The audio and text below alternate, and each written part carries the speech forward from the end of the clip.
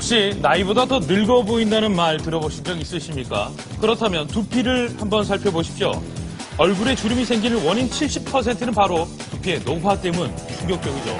그런데 두피를 노화시키는 가장 큰 원인이 샴푸라는 사실 알고 계십니까? 두피와 머리카락에서 나오는 분비물은 얼굴에서 나오는 분비물보다 더 많기 때문에 머리를 자주 감아줘야 된다고 하는데요.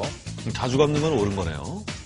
자, 그런데 샴푸를 잘못 사용하면 두피의 노화가 빨리 온다는 사실. 바로 샴푸 속에 있는 합성 계면 활성제 때문인데요. 이 합성 계면 활성제는 보통 물과 기름을 섞는 유화제로 많이 쓰입니다. 하지만 샴푸나 비누에 들어있는 것처럼 때를 벗겨내는 세정제로도 쓰이는데요.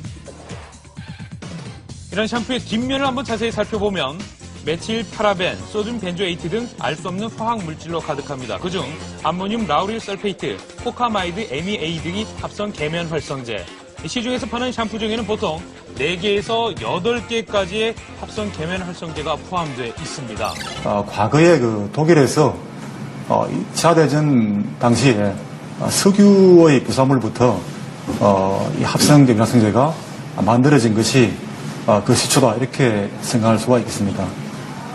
계면 활성제는 말 그대로 어떤 물과 기름 또는 피부와 어떤 배물 사이에 활성을 부여해서 물과 기름을 서로 섞이게 해준다든지 또는 피부에 있는 배물들을 쉽게 제거시키는 그런 작용을 하는 물질들을 우리가 총칭해서 계면 활성제라고 부르는 것입니다. 그만큼 세정력도 뛰어나고 값도 저렴하다 보니 시중에서 파는 일반 샴푸의 90%는 이 합성 계면 활성제가 꼭 들어가 있습니다.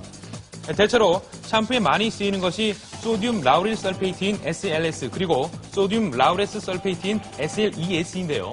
합성 계면 활성제는 자동차 부동액, 살충제, 엔진 오일은 물론 세수할 때 쓰는 폼클렌징, 이 닦을 때 쓰는 치약, 그리고 설거지할 때 쓰는 주방 세제에도 사용이 됩니다. 일상생활에서 이렇게 많은 제품들 손쉽게 찾을 수 있는데요. 그중 샴푸에는 약 25%, 주방 세제에는 약 20% 정도의 합성 계면 활성제가 함유되어 있습니다. 한마디로 주방 세제로 머리를 감아도 무방하다는 얘기. 하지만 이 같은 합성 계면 활성제가 장시간 노출될 경우 만성적인 독으로 쌓여갈 수 있는데요. 실제로 이 합성 계면 활성제로 어독성 실험을 해봤습니다. 금붕어가 신나게 헤엄치고 있는 어항 속에 합성 계면 활성제가 함유된 화학 샴푸의 수용액과 천연 샴푸 수용액을 리터당 5g씩 넣어보고 관찰해 봤는데요. 그랬더니 잠시 후 천연 샴푸 속 금붕어는 움직임이 활발한 반면 화학 샴푸 속 금붕어만이 움직임이 멈춰버렸습니다.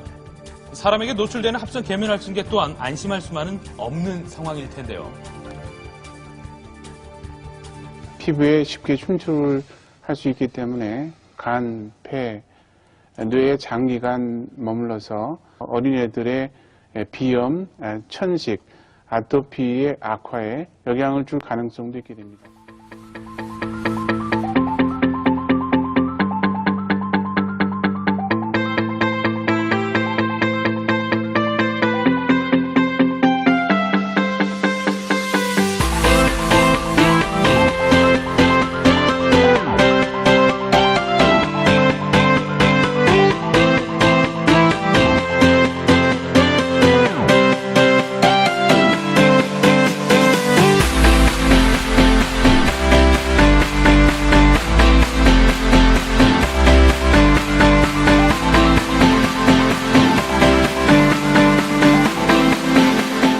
함께 사용되는 칫솔.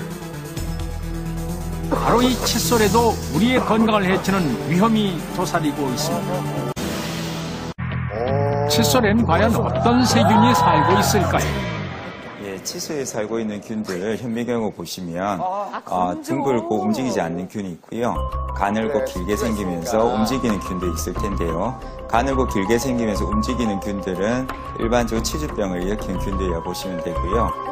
둥글고 움직이지 않는 균들은 정상균주들이거나 아니면 일반적으로 충치라고 하는 우식증을 일으키는 균들이라고 생각하시면 됩니다.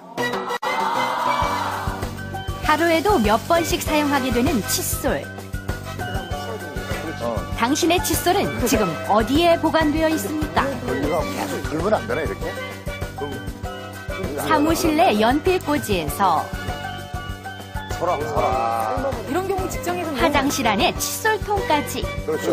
다 같이 꽂아놓잖아요. 여직원들 칫솔 보관 장소에 따라 칫솔의 위생 상태는 어떻게 달라질까요? 디지털 세균 측정기를 이용해 칫솔의 위생 지수를 확인해 봅시다. 숫자가 높을수록 세균이 많다는 것을 의미합니다. 먼저 새로 구입한 칫솔의 위생 지수를 직접 확인해 봅시다. 6. 새 칫솔의 위생 지수는 6입니다. 새 칫솔이 이게 나와? 그렇다면 화장실 안 변기의 위생 지수는 뭐야? 자, 155입니다. 와우! 오마이갓이다. 자, 그렇다면 화장실 안 칫솔통에 놓인 칫솔의 위생 지수는 어떨까요? 아까 변기가 155였어. 변기보다 더러운 225를 기록했습니다. 공대기보다 더 들어온 거 아니야? 이번엔 남자들의 구두 속을 확인해 봅시다. 신발 속 위생 지수는 뭐야? 자그만치 436. 잠깐만요. 여러분, 이 칫솔 잘 기억해놓으세요. 마지막으로 책상 위 연필꽂이에 꽂혀있던 칫솔의 위생 여러분. 지수는 아까 신발 칫솔 잘 기억해놓으세요. 여러분 놀라지 마십시오. 자그만치 606입니다. 아니, 왜 그렇죠, 테니스를? 당신이 지금 더러운 구두로 이솔질을 하고 있는 것과 다를 바 몰랐던 치약의 또 다른 비밀. 여러분은 어떤 성분이 들어있는지 알고 계십니까? 치약에는 세마제와 계면 활성제를 포함하여 결합제, 습제, 향을 내게 하는 향제, 맛을 내게 하는 감미제, 착색제, 방부제, 약제 등 여러 가지 성분이 들어 있습니다. 치약에는 치석을 제거해주고 광택을 주는 세마제와 치약의 고체 성분과 액체 성분을 섞어주는 결합제, 치약의 습기와 질감을 주는 수분제 등이 포함되는데, 그리고 치약의 또 다른 성분 합성계면 활성제, SLS라고 불리는 라우릴 황산 나트륨. 많이 들어가죠. 여러분 기억하십니까? 샴푸나 세제에 들어가는 합성계면 활성제 SLS. 합성계면 활성제에 들어간 물고기들은 맞아. 시간이 지날수록 점점 더 움직임이 둔해졌고